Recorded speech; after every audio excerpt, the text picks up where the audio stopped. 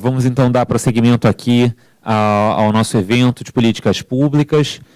Gostaria, antes de mais nada, de agradecer, nosso presidente Bruno Razan já havia agradecido, mas agradecer a parceria do Centro de Estudos Jurídicos com a Associação dos Procuradores de Estado para a realização desse evento, que é tão importante para a nossa categoria, debater de maneira técnica as políticas públicas, desafios para a sua concepção, para a sua efetivação e, se no painel 3 nós discutíamos critérios, limites para a sindicabilidade judicial, agora nós partimos nesse último painel para uma etapa seguinte, os desafios na própria efetivação das decisões judiciais. Até porque os palestrantes já introduziam no painel anterior alguns problemas que surgiam, como, por exemplo, questão de dotação orçamentária, e então fico muito feliz de poder estar nesse painel que trata de questões atualíssimas do direito processual brasileiro, porque, em síntese, vamos trabalhar aqui com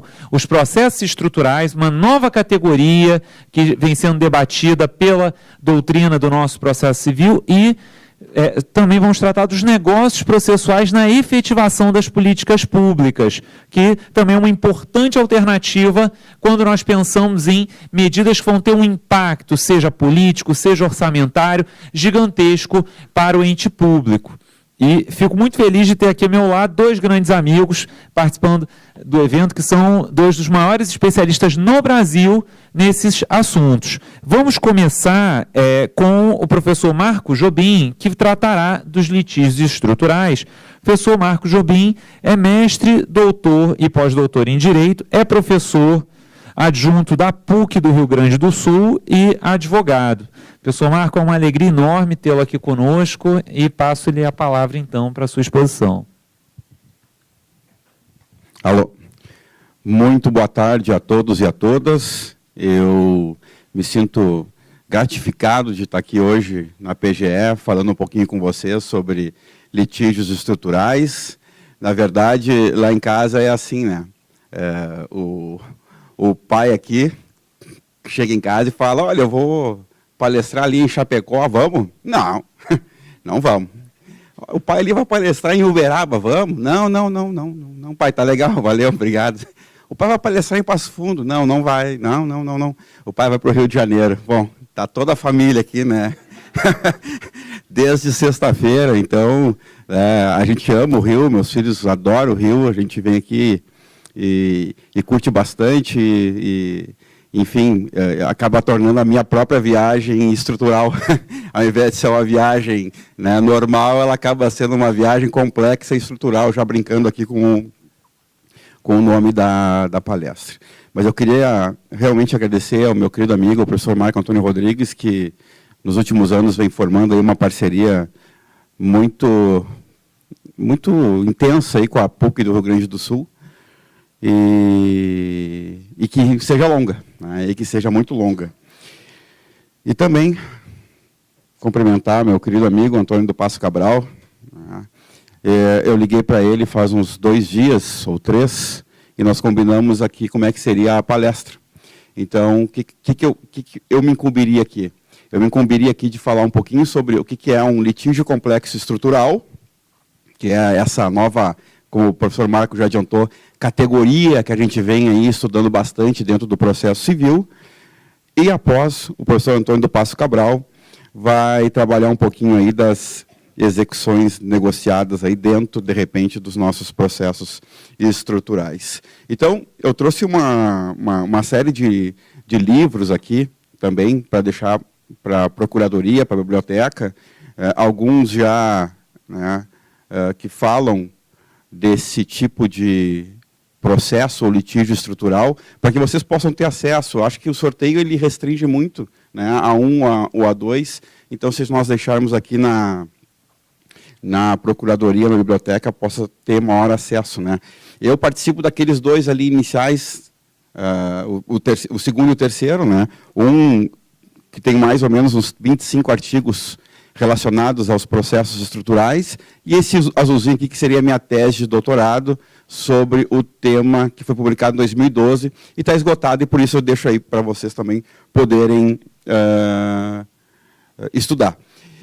E as lâminas, eu trouxe aqui umas 40, obviamente eu não vou utilizar todas, mas elas são parte de uma aula que tem 200 lâminas, que eu dou um curso de 3 dias, de 4 horas sobre o tema. Então, se eventualmente alguém quiser, depois eu te passo e tu repassa aí a todos eles. Então, o que eu quis, desde o início, deixar bem caracterizado nessa primeira lâmina aqui? Eu não gosto muito de lâminas, tá? Tem 2 aulas que eu ainda dou em lâminas, que é de litígios estruturais e de tutela provisória, porque eu gosto de mostrar algumas coisas. Então, essa aqui eu ainda utilizo algumas lâminas para a gente poder conversar. Por que litígios complexos estruturais? Porque a gente precisa começar a dar nome às coisas. A gente precisa, infelizmente, deixar claro algumas coisas. Por quê? Porque a gente vai ver no Brasil que, para referir sobre esse tema, nós já temos diversas nomenclaturas. A gente já tem remédios estruturais, a gente já tem litígios estruturais, a gente já tem processos estruturais, a gente já tem medidas estruturantes, a gente já tem técnicas estruturantes, a gente já tem decisões estruturantes, jurisdição estruturante, reformas estruturais, cada um tem o seu nicho. Nem todos são a mesma coisa. Isso é algo muito importante para começar um diálogo aqui, que eu espero que depois se torne mais produtivo. Então, por exemplo, por que eu acho que são litígios estruturais? Isso foi até um pouco de debate entre eu e o professor Arenhardt, quando a gente fez aquele livrinho verde lá de cima, porque eu queria litígios estruturais e o professor Arenhardt queria processos estruturais. Então, a gente acabou debatendo que litígios estruturais e processos estruturais, eles estão muito interligados. Eles estão muito interligados com o quê? Com relação ao que está acontecendo no mundo dos fatos. Veja bem, um processo estrutural ou um litígio estrutural nada mais é do que um rito especial. Muito obrigado. Nada mais é do que um rito especial. Na verdade, um rito especialíssimo. Um rito muito mais do que especial. A gente tem aqui agora o último livro do professor Antônio do Passo Cabral, junto com o professor Fred e o professor Leonardo, que vai trabalhar muito os procedimentos especiais, os ritos especiais. Eu sou fã dos ritos especiais. Por quê? Porque eu vou lá, no plano dos fatos, de onde as coisas estão acontecendo, e construo o meu processo a partir daquilo que eu estou constatando. Ou seja, as exigências do caso concreto, as exigências do direito material, vão me construir aqui o meu castelo processual. E no litígio estrutural é a mesma coisa. Num litígio complexo estrutural, eu vou ao mundo dos fatos e vejo o que aconteceu. E aí são os grandes exemplos que nós temos hoje. Veja bem, eu vou ao mundo dos fatos e vejo Mariana, o desastre de Mariana. Ora, eu vejo ali o quê? Complexidade. Eu vejo ali algo que, pela via do direito como a gente conhece, do processo como a gente conhece, eu não vou resolver. Eu não tenho condições de resolver. Eu vou ali e vejo o estado de coisas inconstitucional dentro dos presídios. Eu vou ao mundo do processo, eu não vejo o quê? Rito ou categoria processual que consiga dar concretude ao que a gente está vendo dentro do plano do direito material. Então, eu os convido a todos e a todas aqui, para quê? Tá bom aqui? Tá todo mundo ouvindo? Para quê? Para que experimentem um pouco daquilo que é fora do comum, daquilo que é extraordinário. Na verdade, eu gosto muito dessa frase aqui inicial do Walt Disney. O que o Walt Disney diz, né? Eu gosto do impossível, porque lá as coisas, porque lá a concorrência é menor. Aqui, para nós, é a mesma coisa. Eu gosto de pensar o diferente, porque lá a gente não tem concorrência. E eu estava vendo aqui as palestras, tanto da professora Ana Paula, como do professor Rodrigo, e vi que a preocupação deles, a preocupação de ambos, está intimamente ligada com esse tipo de modelo processual que nós estamos tentando estudar. Porque todas as discussões que foram trazidas aqui pelos 2 palestrantes, agora há pouco, mostram questões relacionadas a não ter no Brasil ainda um modelo forte, tão pouco de processo coletivo e ainda mais num processo complexo e estruturante. Então, a primeira reflexão, e eu gosto de trabalhar com reflexões, é o nome. O nome eu quero que seja o mais diferente possível para que eu possa sequestrá-los e sequestrá-las. Eu quero que vocês entendam que é alguma coisa diferente. Por isso que aquela nomenclatura que foi bastante utilizada e que também é parte de um livro, que é aquele lá de cima, o processo para a solução de conflitos de interesse público, para mim ele é um nome muito comum. Para mim ele é um nome que não vai chamar atenção para que se estude esse fenômeno novo, para que se estude esse tipo de direito processual. E aquele livro lá, eu devo fazer referência, é um livro que foi realizado para conseguir dar uma doutrina já para um projeto de lei de processos estruturantes. Pouca gente sabe que já existe um projeto de lei tramitando no Congresso, o projeto 8.058 de 2014, que trabalha as questões relacionadas a esse tipo de processo que a gente está aqui tentando desenvolver. Então, ficou o quê? Ficou aquele nome, Processo para a Solução de Conflitos de Interesse Público. Quem trabalhou nesse projeto de lei? Ora, nada mais, nada menos de que bons conhecidos nossos, né? Professor Kazuo Watanabe, professora Ada Pellegrini Grinover e professor Paulo Lucon, hoje presidente do Instituto Brasileiro de Direito Processual. Ou seja, são eles que, a partir dos centros de estudos que tiveram lá em São Paulo, organizaram, junto com o professor Salles também, uma série de debates que produziu um projeto de lei, 8.058 de 14, e aquele livro ali trata exatamente de dotar doutrinariamente algumas questões relacionadas a esse projeto, que está um pouco parado assim, em termos de tramitação. Não se sabe se vai para frente ou não vai para frente. O professor Vitorelli, por exemplo, é um crítico desse projeto.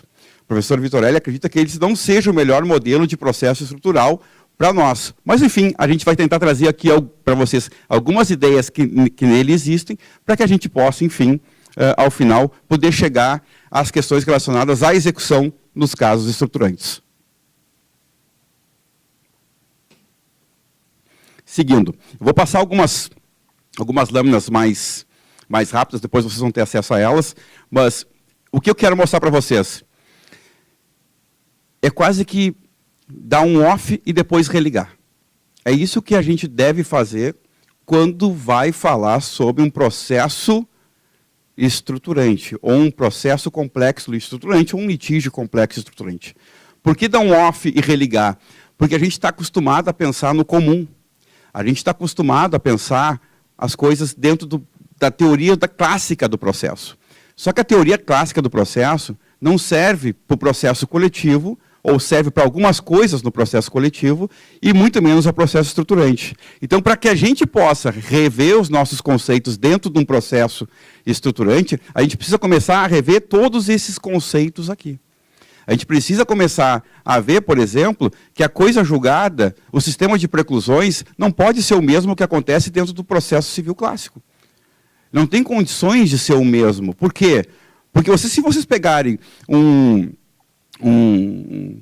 uma tragédia complexa como é o caso de Mariana, que dizimou com 39 cidades, o lixo do Fundão passou por 39 cidades antes de chegar ao oceano, vocês vão ver que algumas questões elas são muito diferentes de ser pensadas como se pensasse o processo civil clássico.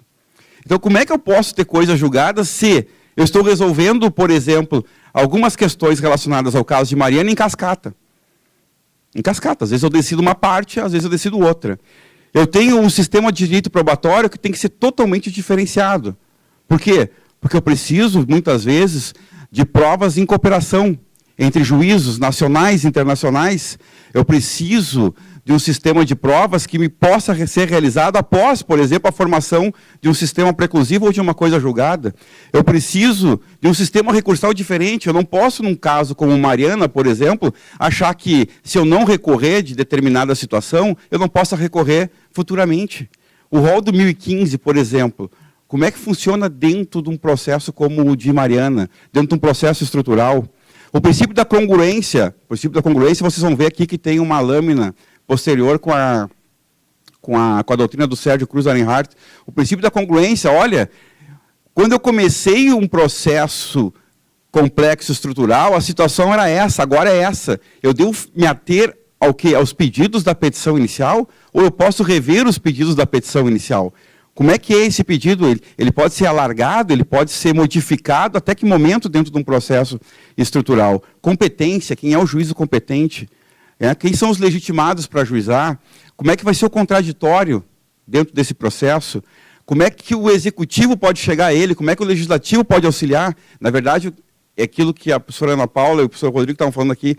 Há um local dentro desse processo em que executivo, legislativo, judiciário e sociedade civil dialogam. Como é que eles vão dialogar? Ora, a gente tem hoje mecanismos como os amicus curiae, como as audiências públicas, eles podem intervir como os legitimados, enfim, vejam bem como tudo isso vai fechando dentro de um processo desse tipo complexo. Né? As associações de prejudicados, como é que vai ser o sistema das tutelas provisórias dentro desses casos? As técnicas de efetivação das decisões judiciais. Veja bem, se eu estou falando em algo novo, professor Marco, eu tenho que fazer uma crítica à doutrina que vem dizimando com o artigo 139, inciso 4º do CPC. Eu não consigo, de forma alguma, pensar em ter um processo civil progressivo quando algumas decisões já sob a luz desse artigo 139, inciso 4, que fala ali das medidas que o juiz pode ter para efetivar uma decisão judicial, as medidas mandamentais, subrogatórias, coercitivas ou indutivas, se já, com algumas decisões, a doutrina já veio e já começou a considerar o artigo 139, inciso 4, como inconstitucional, como um artigo que gera uma discrecionalidade, uma arbitrariedade dentro da decisão judicial, enfim, assim por diante. Como é que vai ser o cumprimento de sentença dessas decisões que são atribuídas a esses processos estruturantes? Como é que é o processo de execução? Por quê? Porque eu posso ter alguns títulos executivos extrajudiciais que podem vir de um processo, né, ou de uma negociação feita anteriormente ao processo estruturante. Tudo isso dentro desse modelo de processos que a gente está aqui debatendo. Então, o que eu penso que é um processo estruturante, assim, de uma maneira bastante conhecida de todos nós? Ele é quase como um processo quarteirizador. Mas dentro daquela ideia de quarteirização, não aquela, olha, o cara terceiriza, quarteiriza e quinteiriza, e por diante. Não é isso aí. O quarteirizador, né, ele nada mais é do que um gestor. O quarteirizador é um gestor de quê? De várias contratações, de várias negociações que uma sociedade pode ter. Uma sociedade empresária pode ter, por exemplo. Então, o que o processo estruturante é? Ele é quase que um processo quarteirizador. Ele é um processo no qual, em alguns casos, vai haver interesses difusos, sendo o quê? Discutidos dentro dele. Em alguns casos, vão ter direitos individuais homogêneos discutidos dentro dele. Em alguns casos, vão ter direitos difusos, estrito sensu, sendo discutidos dentro do próprio processo estruturante, dentro do próprio litígio estruturante. Então, vejam bem, ele é um processo do qual outros processos vão poder tomar vida. Ele é um processo no qual outros processos vão poder ser conhecidos e julgados e efetivados. Então, o processo estruturante é quase que um quarteirizador desses direitos que envolvem aí a coletividade. Querem ver um processo, né, que é muito parecido com um modelo estruturante? Peguem uma falência ou uma recuperação de empresas. Eu não sei quem advoga aqui na vara, né, envolvendo falências ou recuperação de empresas, mas o mais perto que a gente tem hoje desse tipo de processo são esses aqui. Ora, por quê? Porque aqui há reconstrução. Aqui existe um modelo processual que ele é aberto, ele é completamente aberto para que a gente possa, dentro dele mesmo, ter o quê? Ter reconstruções fáticas de algumas situações que necessitam da atuação do Poder Judiciário. Esses dias, lá em Porto Alegre, nós, dentro de uma falência que, enfim, de uma construtora da década de 90, nós pegamos uma carcaça de construção não acabada, que seria vendida por X milhões de reais. E fizemos um projeto dialogado com prefeitura, dialogado com construtoras, dialogado com o judiciário, dialogado com o Ministério Público, dialogado com todos os falidos, no qual colocamos para dentro dos altos orçamentos para finalizar o prédio abandonado e vender pelo triplo do preço. O que aconteceu? Foi autorizado a continuidade dessas negociações, acabamos o prédio, vendemos por alienação judicial e fizemos o triplo de valor que seria inicialmente vendido se fosse só a carcaça. Vejam bem o que a gente pode construir dentro de um processo de falências como esse que eu estou falando. E exatamente é isso. O processo estrutural é algo que aceita esse tipo de diálogo. Então, o diálogo faz parte ininterrupta dentro de um processo ou litígio estrutural. Aqui eu trouxe algumas fotos, né? Por exemplo, Mariana, o que aconteceu, as 39 cidades que foram afetadas pelo desastre. E esse tipo de discussão, ele é muito interessante para dentro de um processo. Querem ver uma discussão bastante interessante que um processo comum é impossível se travar e que aqui se torna uma realidade? Se vocês forem estudar, alguns que já fizeram alguns trabalhos sobre Mariana, vocês vão ver que lá na FGV tem um estudo belíssimo de quase 100 páginas relacionado aos danos causados, né, nesses municípios. E esse relatório faz alusão a uma situação fática que pode, enfim, ser sanada pela via de um processo estrutural, que é a questão de dizimar os vínculos sociais e afetivos das cidades. Isso é interessantíssimo, por quê? Porque se num sistema de indenização, de recomposição, não estou falando aqui em sistema punitivo ainda, nem vou falar, mas se num sistema de recomposição, né, de compensação, o retorno ao status quo, né, o retorno ao status quo é importantíssimo, é da própria teoria da responsabilização. O que se dirá, né, num caso como esse, em que houve, pelo rompimento da barragem do Fundão, o quê? O desfazimento de vínculos emocionais, sociais e familiares. Então, como é que se resolve isso? Como é que se resolve isso? Deixa eu só dar um além antes de voltar aqui. O ministro Luiz Edson Fachin, julgando o caso da descriminalização das drogas, ele coloca no final do seu voto, e quase despercebido de muitos, que para ele o Supremo Tribunal Federal deveria deliberar sobre a criação do quê? De um observatório de violência, vinculado à decisão judicial de descriminalização que o Supremo tomaria naquele caso. Veja bem, o que pode então ocorrer dentro de um caso como este de Mariana é o quê? É a recomposição dos laços afetivos, sociais e familiares via algum tipo de observatório familiar e de relações sociais a custo de quem causou o dano. Então, veja como a gente pode começar a criar condições para que essas coisas sejam debatidas dentro de um único processo. Então, vocês vão ver alguns casos que eu trago aqui nas lâminas, né? Sempre há por trás do processo ou né, um litígio bastante complexo que merece o quê? Uma estruturação própria do Poder Judiciário. Por exemplo, tudo nasceria aqui, nesse caso, Brown versus Board of Education, de 1954, onde a Suprema Corte dos Estados Unidos julgou o quê? Julgou a inconstitucionalidade do juízo de segregação racial nas escolas. Ora, como eu julguei inconstitucional essa doutrina do separate but equal, eu tenho que agora dar condições ao quê? Eu tenho que dar condições para que aqueles que são afetados positivamente pela decisão possam exercê-la. Então, o que se criou? Se criou, então, né, formas de que os negros pudessem frequentar as escolas em condições de igualdade com os brancos. Fazendo o quê? Ora, várias coisas. Quebrando banheiros, tirando a segregação dos banheiros, tirando a segregação dos bebedouros, tirando frota de ônibus da rua, que segregava, contratando professores negros para que os negros pudessem ter professores também negros. Então, enfim, veja bem como é complexa a estrutura do litígio que merece, então, um tipo de processo diferente. Claro que nos Estados Unidos é tudo feito mais pragmaticamente.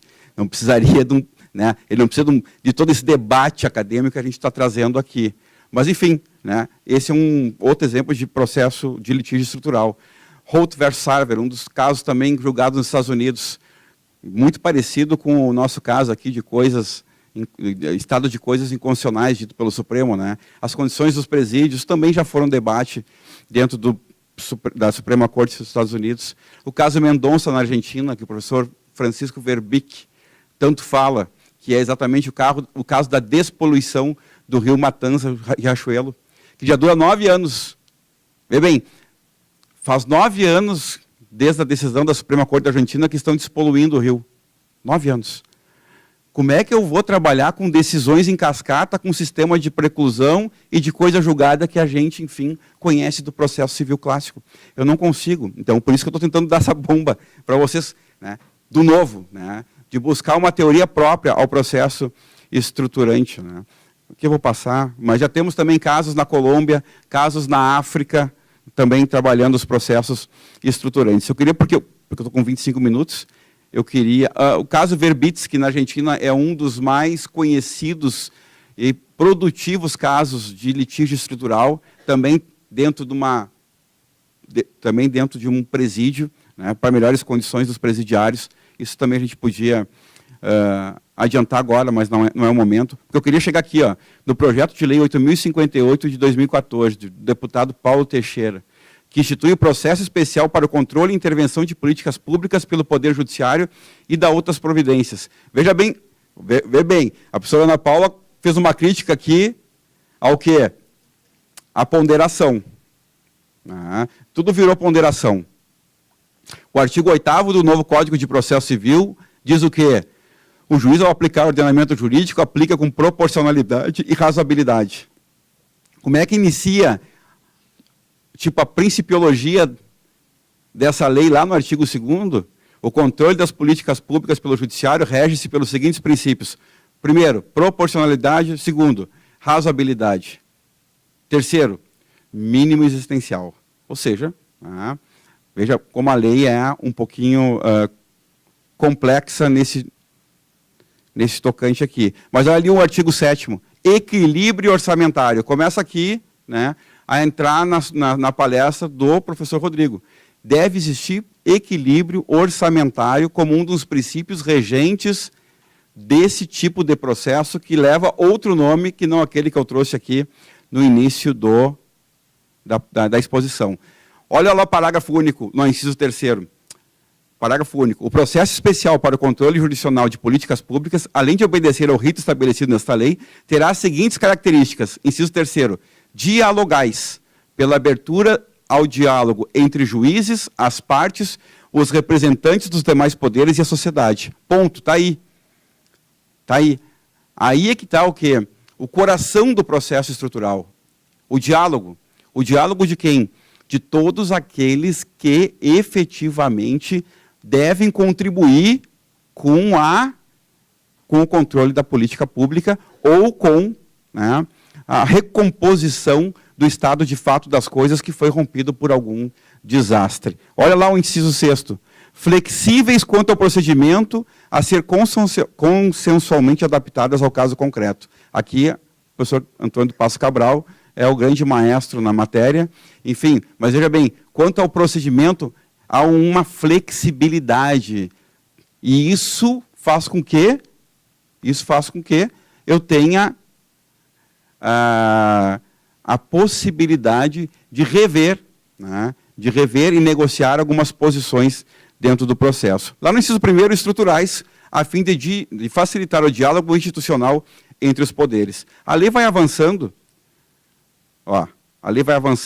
mas o inciso 10º e o 11º são importantes ainda para nós. Ainda dentro do processo estrutural, que flexibilizem o cumprimento das decisões judiciais. Ou seja, existe então a previsão de flexibilização do cumprimento das decisões judiciais e o inciso 11º, que provejam o adequado acompanhamento do cumprimento das decisões por pessoas físicas ou jurídicas, órgãos ou instituições que atuem sob a supervisão do juiz e com estreito contato com esse. Vejam bem que, claro, não poderia deixar de ser, né?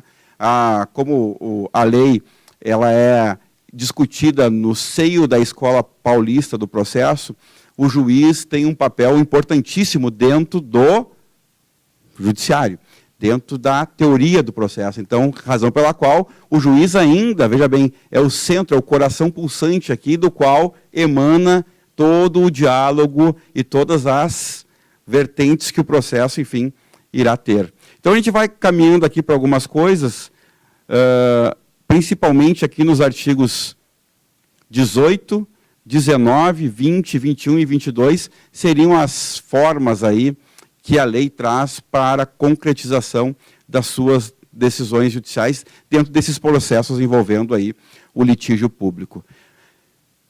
Meia hora foi o que o professor Marco acabou me concedendo, eu, né, já 29:18 nesse exato momento. Eu gostaria de agradecer muito a PGE. Na verdade, o que eu quis trazer aqui é uma semente. A gente está precisando de estudos sobre o tema. Eu já orientei 2 ou 3 dissertações sobre o tema. A minha disciplina no doutorado desse semestre é sobre o tema. A gente já palestrou em alguns congressos aí sobre processos estruturantes, tem esses livros sobre processos estruturantes. Tem muita gente interessada em estudar processos estruturantes e eu vim aqui dar esse recado. Né? Talvez seja a grande saída para não só o controle judicial de políticas públicas, mas também para alguns, enfim, desastres que a gente vivencia diuturnamente no Brasil e que a gente pode, dentro do processo estrutural, imaginar um ambiente democrático o suficiente para que decisões judiciais sejam legitimamente democráticas para serem cumpridas, sem as críticas que elas sofrem cotidianamente com esse tipo de matéria. Queria agradecer de novo ao professor Marco Antônio Rodrigues e devolvo a palavra.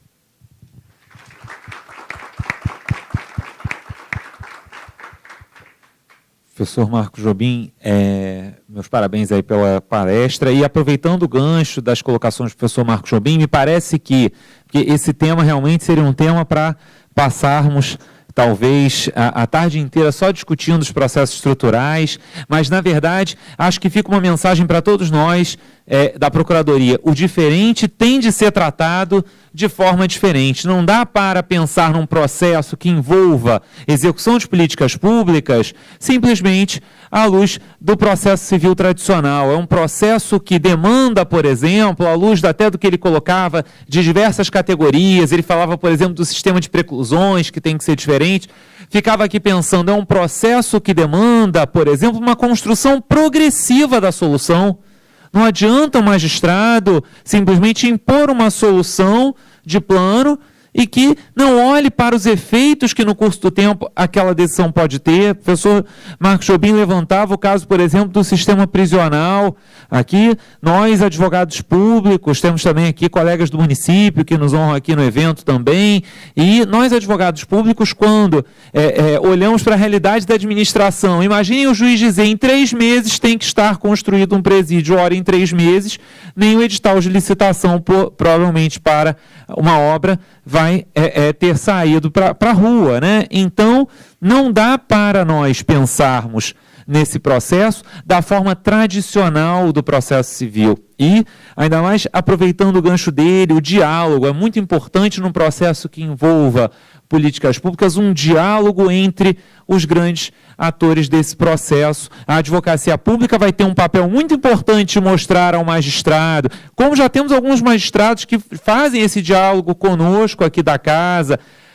Há situações que não adianta o juiz dizer faça isso, faça aquilo, se for inviável faticamente. Então, é muito importante esse diálogo entre os atores do processo, e esse é um tema que realmente cada vez mais vem sendo debatido, até aqui na casa. Eu destaco o Rafael Pepe, que é me orientando lá no mestrado da UERJ, exatamente sobre esse assunto do processo estrutural, porque realmente nós temos de repensar, porque o diferente tem de ser tratado de forma diferente. E uma grande alternativa a isso é exatamente pensarmos também na execução negociada das decisões que impõem políticas públicas, que é o tema que o professor Antônio Cabral vai tratar aqui com a sua maestria habitual. O professor Antônio Cabral é professor adjunto de processo civil da UERJ, é membro do Ministério Público Federal, ex-juiz federal, então também já esteve do outro lado do balcão e pode falar também com sua experiência, não só como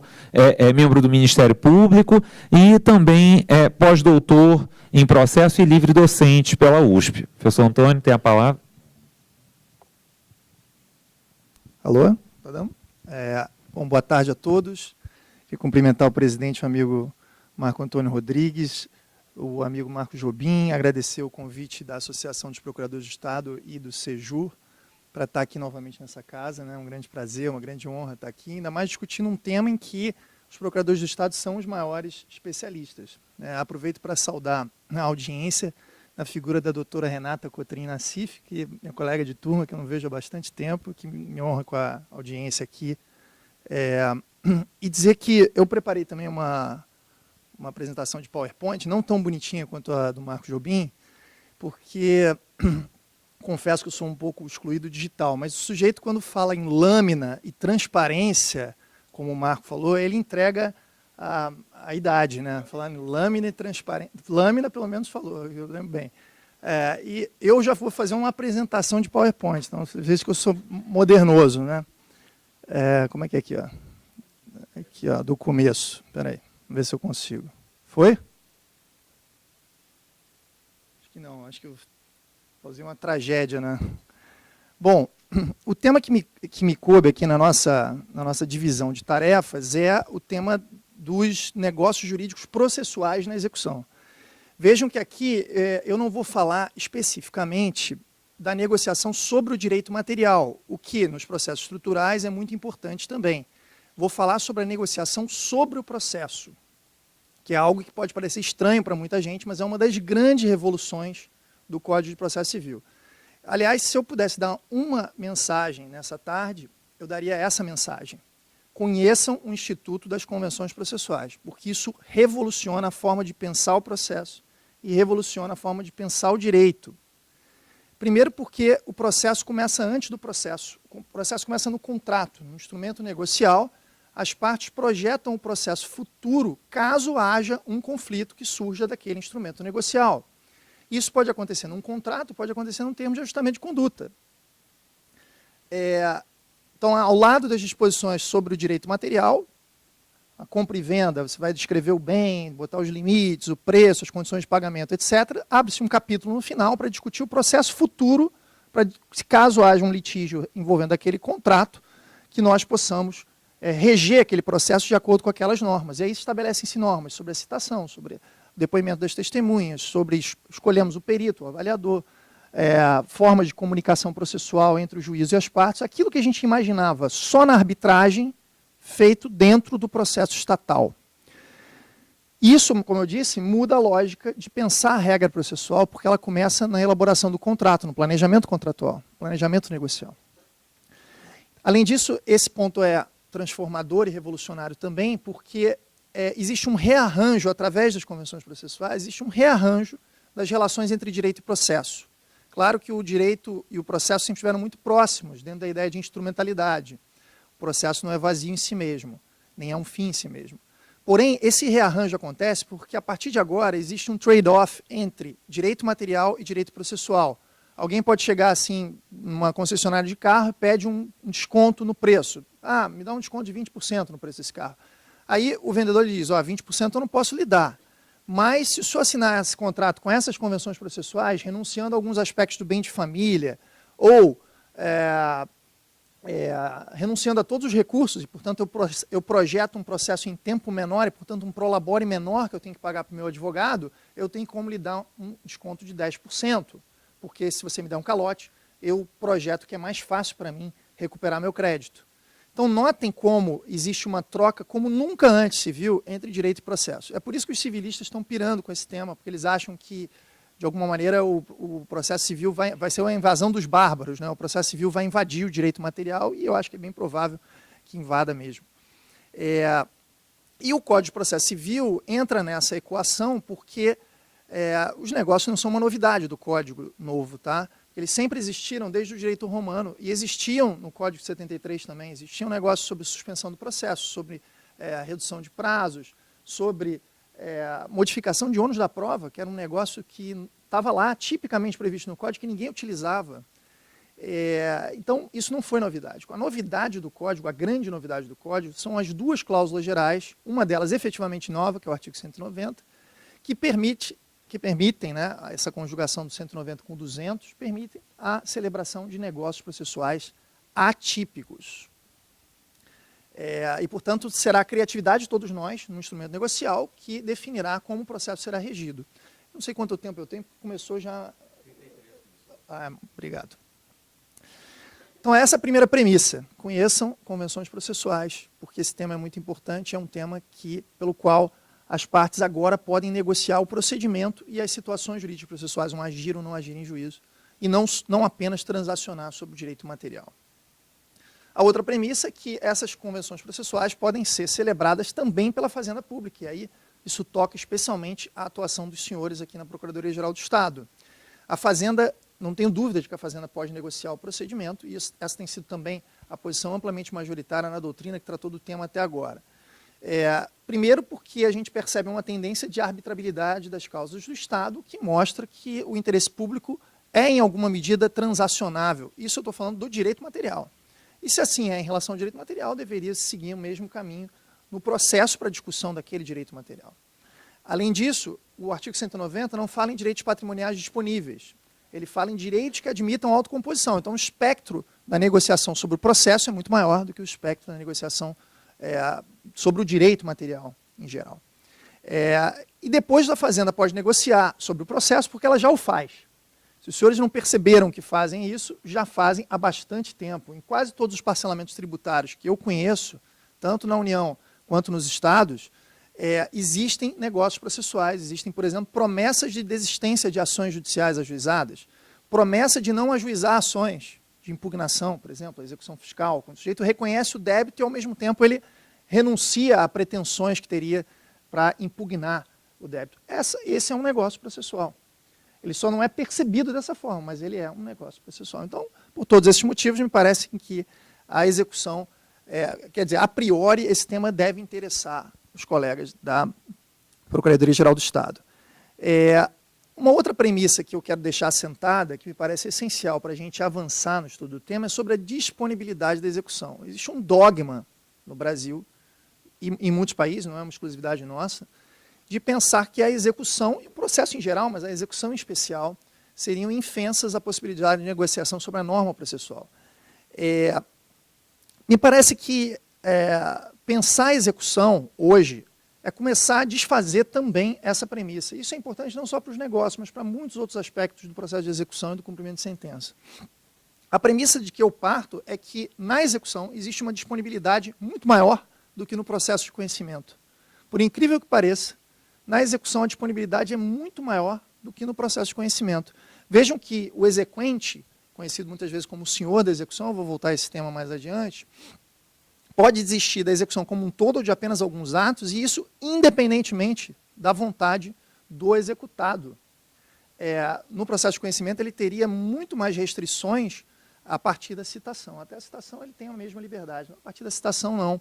Então, a premissa da qual eu parto é que, ressalvados alguns poucos casos, a execução tem uma disponibilidade muito maior para o exequente As mitigações são ali, são execuções que se começam de ofício e, portanto, o poder de ajuizar a execução e de movimentar a execução não está exclusivamente na órbita de disponibilidade de uma das partes, que é o credor ou o exequente, né, e também aqueles casos em que a lei, expressamente no caso do novo Código, o artigo 775, ressalva a impossibilidade do exequente dispor em toda essa medida da execução.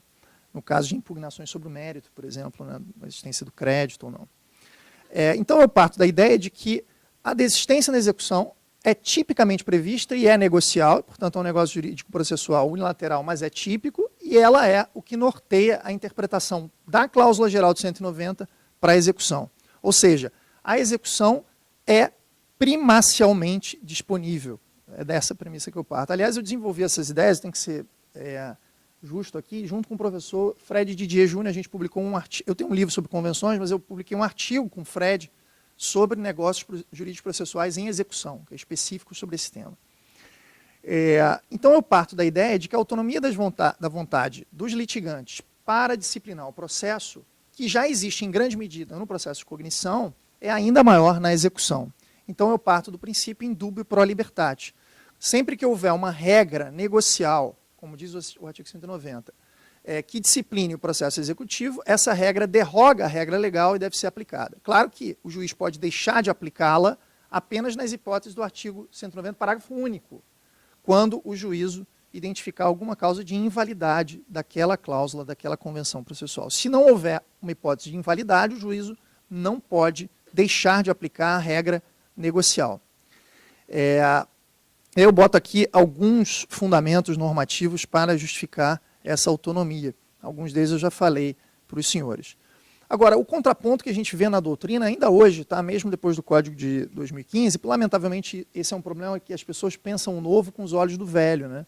Então, muitos autores republicaram seus livros só mudando o número de artigo e não pensaram o sistema como um todo. Aí o sistema mudou muito, eu vou tentar demonstrar alguns desses aspectos, mas ainda continua se dizendo que, através da execução, o Estado atua o seu poder de império, e que a execução é a execução forçada, e, portanto, o juízo tem que fazer cumprir as normas, porque senão ninguém respeita o judiciário, e por isso a execução seria, talvez o ramo onde essa ideia de o juiz como um justiceiro, o juiz como um enforcer do legislador, o juiz como a mão pesada da justiça, né, ou a espada da justiça. Muitas vezes se diz que o juiz do processo de cognição que segura a balança e o juiz do processo de execução que impunha a espada. Então vejam que essa associação acaba fazendo com que a gente tenha uma imagem da execução como um campo de indisponibilidade, que me parece errado. A nota tem que ser de equilíbrio, nem uma contratação com tanta liberdade quanto existe no campo privado, nem uma impossibilidade total de negociação sobre as convenções. Então me parece que aqui se aplica a mesma lógica das convenções processuais em geral, dessa incorporação dessa lógica negocial, a que o Marco Antônio e o Marco Jobim falavam antes, que está lá como uma diretriz para o Estado brasileiro no artigo 3º, parágrafo 2º do CPC, de que o Estado promoverá a autocomposição, e é uma autocomposição que não é só sobre o direito material, mas também sobre o processo, e dos princípios de boa-fé e colaboração, dos artigos 5º e 6º do Código. E isso também na execução. E aí a gente vem para o lado da execução negociada de políticas públicas, ou do processo estruturante, ou de litígio estruturante. Eu confesso que eu acho essa nomenclatura terrível, Marco, viu? Acho terrível, porque é um anglicismo. A gente pegou uma expressão dos americanos, né, de estruturante ou estrutural, e trouxemos para o Brasil, porque, na verdade, tem muito processo estruturante que não estrutura nada, né, mas entra nesse conceito também. Os exemplos da falência e da recuperação judicial, às vezes reestruturam, mas às vezes não, né? Às vezes importa uma desestruturação. E isso acontece em muitos casos de controle de políticas públicas. Mas o que é importante aqui, eu acho que a mensagem vai na linha do que os colegas já disseram, é que essa ideia de execução negociada, com avanços e retrocessos de forma progressiva, escalonada, com uma possibilidade preclusiva menor do que no processo civil tradicional, dentro de uma lógica mais consensual e menos impositiva, vai na linha de obtenção de melhores resultados, vai numa linha de obtenção de resultados mais eficientes. Quer dizer, nem sempre nós temos que pensar que o judiciário deve atuar de forma impositiva. Às vezes, uma soft judicial execution, ou uma execução não impositiva, com mecanismos com menos força e mais diálogo, talvez seja uma forma mais efetiva de obter um resultado adequado. Então, essa é a lógica que tem sido estudada nos países do Common Law, dos chamados Open Remedies, né? São remédios ou técnicas processuais abertas que não determinam a prioristicamente algo que seja fechado, mas permitem uma reavaliação ao longo do tempo. Então, isso pode ser muito importante também nos processos estruturantes, por isso o tema casa muito bem aqui na mesa, então cumprimento aos organizadores por esse diálogo.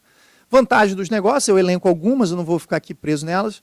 Adaptabilidade, previsibilidade, redução de incerteza, minimiza riscos, inclusive quanto ao inadimplemento. E ela é importante tanto para o exequente quanto para o executado. Tá?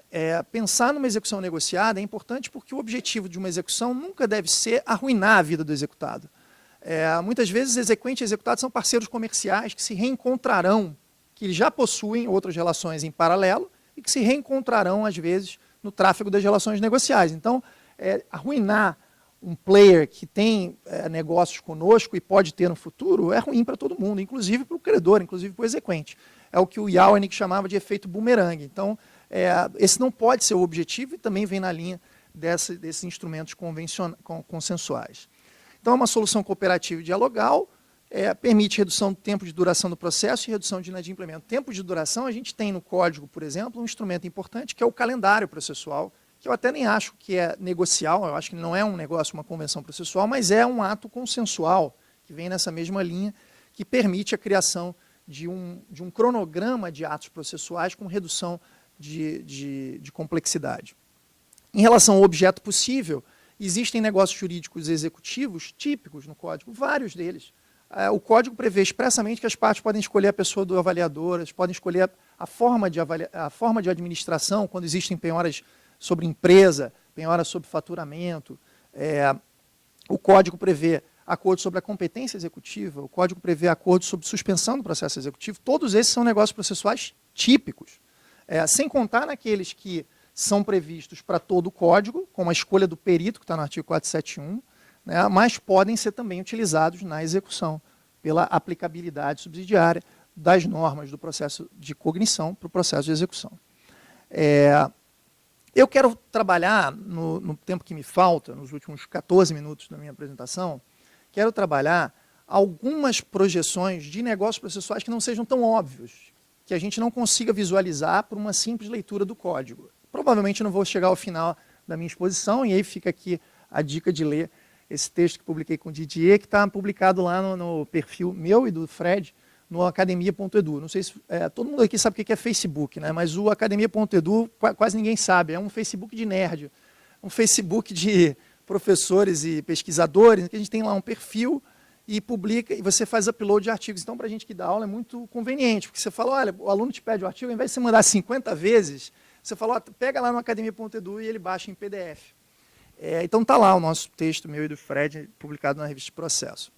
O primeiro acordo atípico, que não está no código, mas que eu acho que é útil, e fica aqui a sugestão para que ele seja utilizado pelos senhores, é o chamado pactum de não exequendo, que é a promessa de não executar, que é uma espécie de promessa de não processar, o pactum de não petendo, que é um negócio que vem do direito romano, é muito antigo.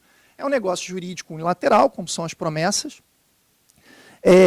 e ele parte da ideia de independência entre as pretensões executiva e cognitiva. Então, teve o processo de conhecimento, mas eu posso prometer não executar. E posso prometer não executar a termo, durante um certo período.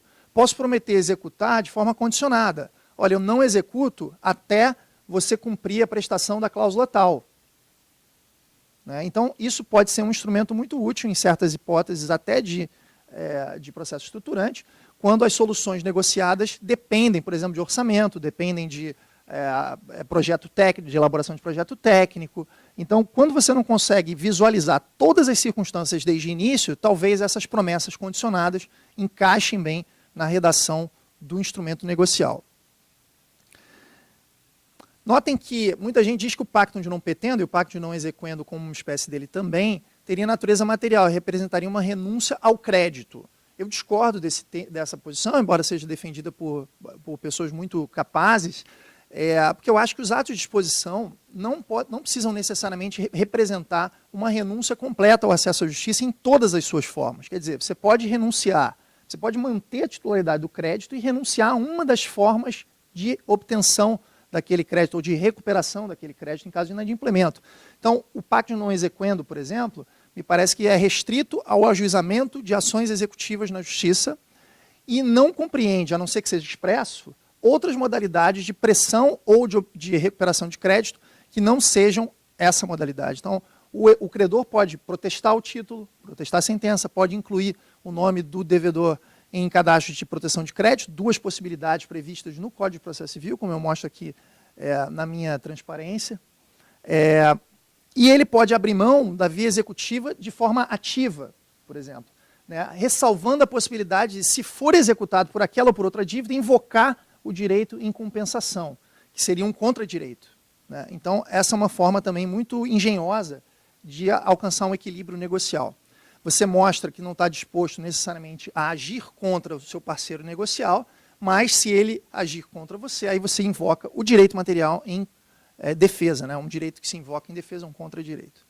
Aí eu passo para os negócios jurídicos processuais sobre o título executivo.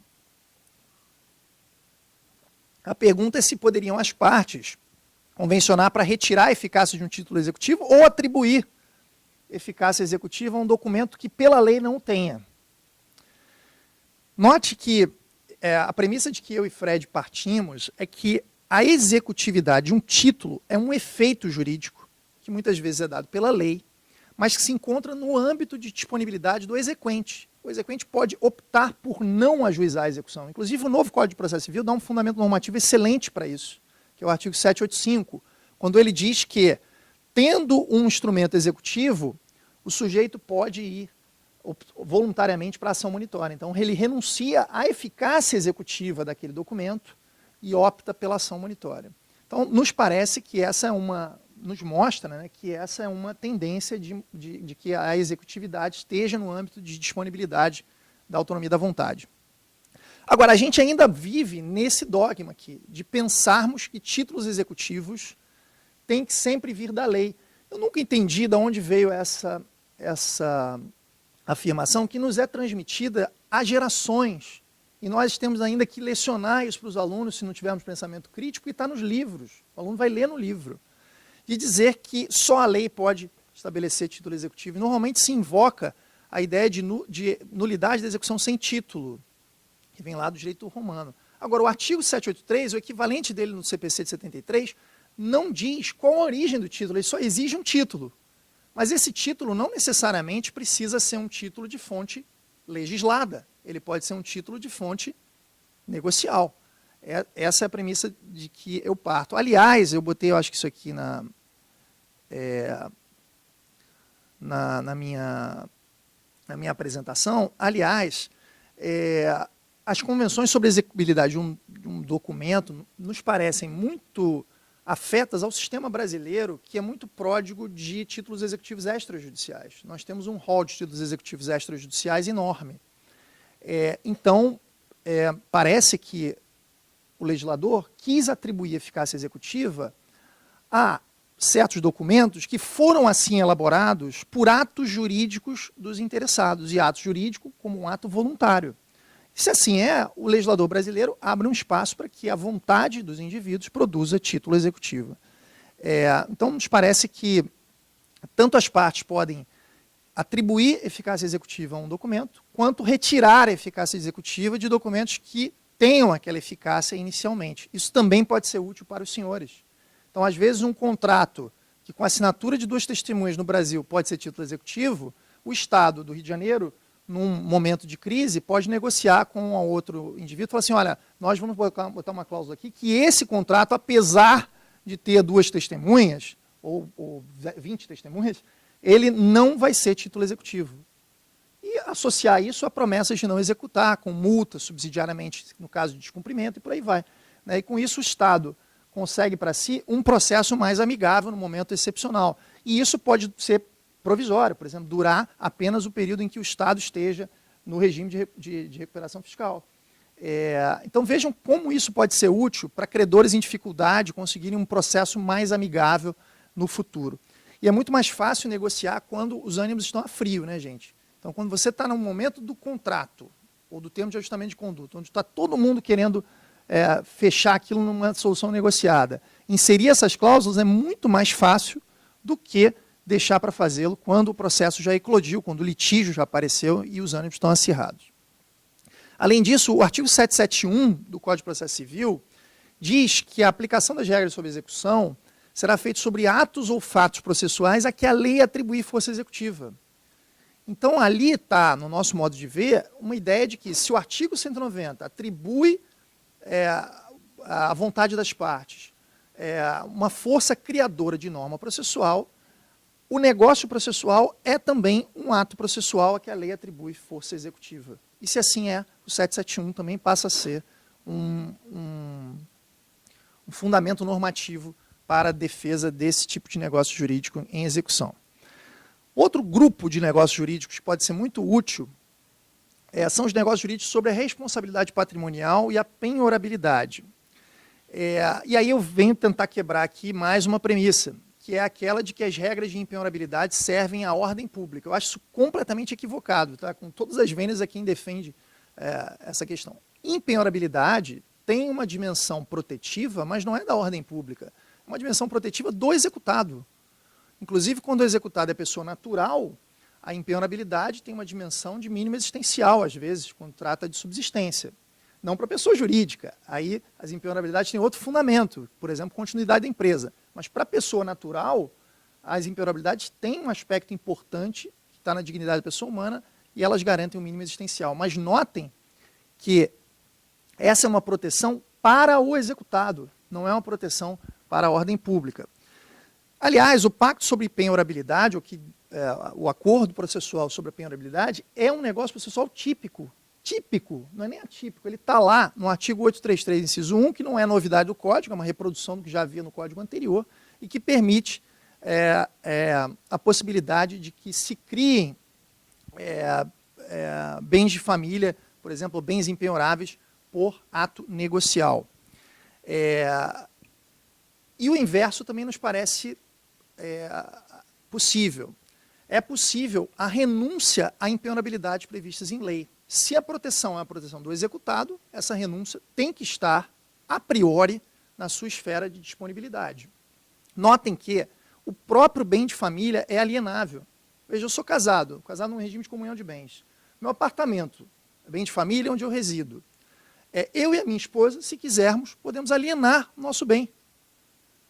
Inclusive em prejuízo da família. Se depois você pegar e disser, não, mas o bem de família protege não apenas os cônjuges, mas protege toda a unidade familiar. Então, seus filhos podem ser prejudicados pela alienação, por exemplo, a preço muito baixo, né, uma alienação feita de forma equivocada. E para isso existe a proteção. Bom, então nós temos que concluir que o bem de família é inalienável, porque ele não pode haver disposição sobre ele dentro ou fora do processo. O que é incompreensível é que se diga que o bem de família pode ser alienado fora do processo, mas ele não pode ser penhorado e escutido dentro do processo, como se os cônjuges se tornassem incapazes por estarem na condição de litigantes. Isso é inacreditável. Mas é isso que a gente lê em todos os livros de execução no Brasil. Então é algo que realmente, vocês desculpem a franqueza, mas é a primeira vez que eu falo desse tema em público, especificamente sobre negócios processuais em execução, embora já tenha escrito sobre isso. Porque esse é um tema que está fora do radar. Mas são tantas as falsas pressuposições das quais a literatura tradicional parte, que às vezes a gente tem que ser bem direto para que caia a ficha de que isso está errado. Né? Como é que pode a gente admitir que os cônjuges alienem um bem de família, mesmo em prejuízo dos seus filhos, fora do processo, mas pelo tão só fato daquele bem ser penhorado, a gente não admitiria que ele fosse executado e escutido, né? Ainda que em prejuízo da família. É inacreditável, não dá para imaginar, a não ser que essas pessoas que defendem isso defendessem também a inconstitucionalidade dos artigos do Código Civil que dizem que o bem de família pode ser alienado. Então, me parece que as partes podem contratar sobre as penhorabilidades e impenhorabilidades, e, aliás, isso não é novo, tá? O pacto de impenhorabilidade sempre foi permitido, e, como eu disse, ele é um negócio jurídico processual típico, está lá no artigo 833, inciso 1. E me parece que o limite aqui sejam casos em que a indisponibilidade esteja no direito material. Quer dizer, se o bem é inalienável, aí ele será impenhorável porque a alienação não é possível fora do processo, mas o contrário não pode ser raciocinado. Se um bem é alienável, ele deve poder ser alienado também dentro do processo. Então, me parece que as partes podem limitar a execução a uma massa de bens do executado, excluir um ou mais bens da incidência da responsabilidade patrimonial. Para o Estado, isso pode ser vital, pode ser utilíssimo num momento de crise como esse. Olha, então assim, eu ofereço o bem tal, o prédio da PGE, como garantia para esse... Queria ver os procuradores botarem essa, hein? Fica aqui a sugestão. Bota essa, eu ofereço o prédio da PGE como garantia, mas, por favor, a gente quer excluir, seu juiz, a conta única do Tesouro da penhora nesse caso aqui. Me parece que é uma convenção processual completamente válida se fosse celebrada nesses termos. Notem que, se houver, de alguma maneira, interferência na esfera de um terceiro, o negócio processual seria ineficaz em relação a esse terceiro. Porém, se o terceiro anuir e manifestar sua concordância, não tem problema nenhum. Tá? Mas acho que essas limitações da penhorabilidade a um certo bem também podem ser muito úteis nos casos de processo estruturante, quando um dos players está envolvido, às vezes, com demandas de massa em vários locais, etc., até para que ele possa gerenciar tudo aquilo, essa limitação, um direcionamento específico da penhorabilidade a um ou alguns de seus bens pode ser muito útil para que se consiga operacionalizar o processo estrutural, porque, de outra maneira, é possível que aquilo se inviabilize, né, faticamente, porque ele não consegue nem gerir seu patrimônio, as contas bloqueadas por 300 juízes, um monte de agravo, e aí um libera, outro prende, a suspensão de segurança. Vocês sabem bem como é que isso funciona e acaba faticamente você não conseguindo cumprir minimamente nada em relação àquilo que se planeja no processo estruturante. E aí eu coloco aqui, para encerrar, uma outra provocação, que é a seguinte: esse direcionamento a um determinado bem também não é algo estranho ao ordenamento brasileiro. Isso existe nos créditos com garantia real. A garantia real faz com que aquele bem tenha um direcionamento específico em execução. Não haverá, nesses casos de execução de crédito com garantia real, não há prioridade de penhora em dinheiro, como diz o Código. O dinheiro não será prioridade no caso em que existe uma garantia real. O bem dado em garantia será aquele preferencialmente penhorável. Bom, e se assim nos parece que essa penhorabilidade também deve estar na forma na esfera de disponibilidade das partes, porque ela poderia obter aquele efeito oferecendo aquele bem como garantia real. Então a gente sugere, eu e Didier, a gente sugere que possa ser, por negócio processual, criado uma preferência, um pacto de prelação, uma preferência para que um determinado bem do patrimônio do executado seja preferencialmente penhorado sem eficácia real. Notem, a gente dá um efeito parecido com aquele que se obtém com um negócio jurídico com eficácia real, mas sem que ele tenha eficácia real. Não tem, por exemplo, aderência, não tem a possibilidade de perseguir com onde esteja, mesmo que esteja na posse de terceiros, e por aí vai. E notem a utilidade disso, porque uma hipoteca, por exemplo, às vezes é muito cara. É caríssimo. E você pode ter, se o teu objetivo com a hipoteca é tão somente que aquele bem seja preferencialmente atingido à execução, você pode obter isso por um negócio processual. Você não precisa da eficácia real para os outros efeitos que ela tem na legislação. E aí eu boto uma série de outras questões, quando há codevedores, criação de procedimentos especiais executivos, acordo sobre as formas de comunicação processual, escolha convencional do depositário, do administrador, negócio sobre os meios executivos do Poder Geral de Efetivação. Então, são muitas reflexões às quais eu não poderei aceder no tempo que me foi gentilmente, já com alguma generosidade, estendido pela organização do evento. De qualquer maneira, eu deixo aí meus e-mails para contato e fica aqui como mensagem final aquela que eu falei no início, né? Conheçam o tema das convenções processuais, explorem a utilidade do Instituto, porque ele é realmente revolucionário. E é assim no processo de Caio contra Tício e é assim também nos processos estruturantes. Muito obrigado.